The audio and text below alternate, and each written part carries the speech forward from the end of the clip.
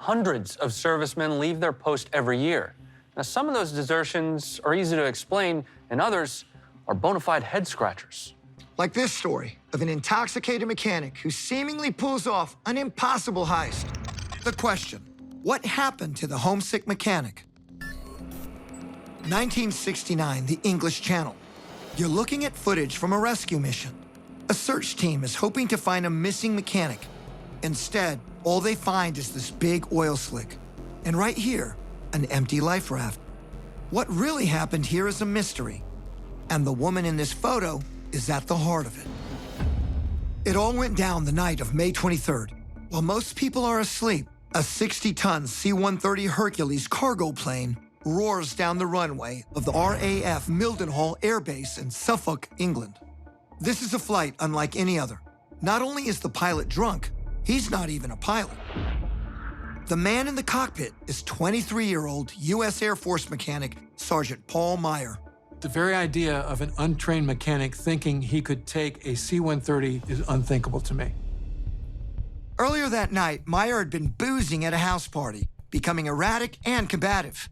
Plastered and lovelorn, Meyer decides he wants to see his wife. Except there's a hitch. She's in Virginia.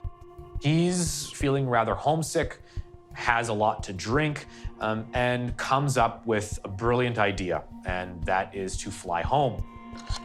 So Meyer goes rogue. He impersonates a high-ranking officer and calls the base, asking for a C-130 Hercules to be fueled up and made ready.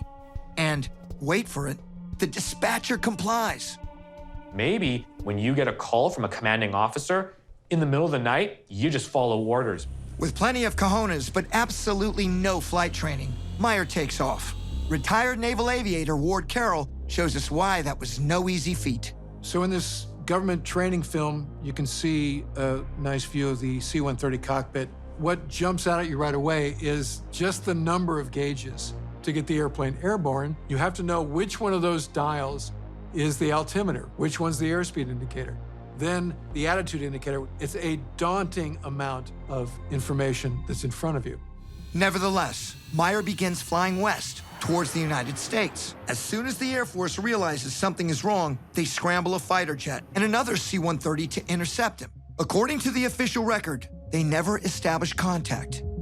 Meanwhile, Meyer has contacted someone else. Mid-flight, the fleeing sergeant places a strange call to Jane Meyer, his spouse. As their conversation drags on for 45 minutes, Meyer's mood suddenly shifts. He tells Jane he's run into trouble. Seconds later, the line goes dead. What happens next is the subject of intense controversy.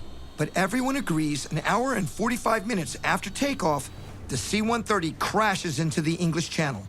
The military says the plane disintegrated on impact, but plenty of questions are still hanging in the air. Rudy, how do you think Sergeant Meyer acquired the technical know-how to take off and fly this plane for more than 90 minutes? Well, think about it this way. A pilot could know how to fix the aircraft, at least the basics. Conversely, a mechanic might know the basics of flying and be able to taxi and take off. All those cockpit dials, they look pretty intimidating. But Sergeant Meyer could have picked up just enough to pull this thing off. All this makes you really wonder what happened to him. Well, let's check with our experts and see what they think.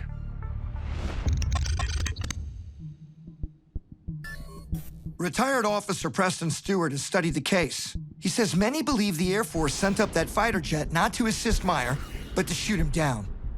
That's because Meyer didn't boost just any plane. He may have taken one with sensitive documents or technology that posed a national security risk. One of the theories put forward is that the plane that the C-130 that he did take control of was operated by or used for CIA, suggesting that either some documents on the plane might be of a classified nature that the United States, British, NATO, anybody didn't want falling into the wrong hands. Meyer's family has supported that theory for years. I will believe till the day I take my last breath that they took him down. They felt like they had a right to. We just wanted to know why the government didn't tell us the truth. Journalist MJ Banias has a different theory. Sergeant Meyer was most likely not shot down. The intention would be to try and communicate with him to give him instructions to land the plane or ditch the plane in a safe location so that no one would get hurt. The strange call Meyer made from the cockpit to his new bride back home is also a key clue. There's this added mystery where all of a sudden he's successfully able to place a call to his wife while on board this aircraft. Telecommunications were pretty old school. You know, you needed to patch the call through radio in order to make that call. In other words, Meyer couldn't have done this without Air Force assistance. The contents of his call are also interesting. Meyer tells his wife he's coming home and flying low to avoid radar detection. She was trying to convince him to go back. But after several more minutes on the call, the United States Air Force interjects. Somebody chimed in trying to get her to keep him talking because they were using that to track where he was. Whether the Air Force wanted to talk him down or shoot him down, Meyer never makes it home. According to this radar watch log, the Southern Radar Station loses contact at 0548 that morning, and the plane disappears right about here.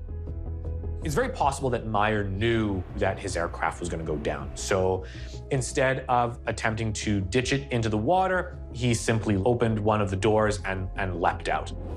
And when he did jump out, you know, he lands in ice cold ocean water. Hypothermia sets in, it doesn't take long, and all of a sudden, you know, he perishes. The United States Air Force treats this incident as an accident and closes the case. But 50 years later, there may be answers still to come. In 2018, an exciting discovery. The wreckage of the C-130 is discovered by a dive team at the bottom of the English Channel. Meyer's family, having relentlessly pursued answers for all these years, hopes that a planned salvage operation will finally solve this mystery. The plane was, for the most part, pretty much intact. But why would they tell us the plane disintegrated on impact when some divers start out within a year, 2 years maybe or so, and found the plane?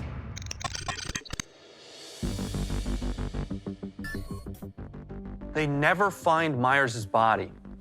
Rudy, that part reminds me of the famous hijacker D.B. Cooper. They never found him either. They find parts of the plane and a life draft. That tells me he might even have survived. It's not impossible, but Rudy, you and I both know that booze, love, and homesickness, they can make you do some crazy things, man. You know that's right.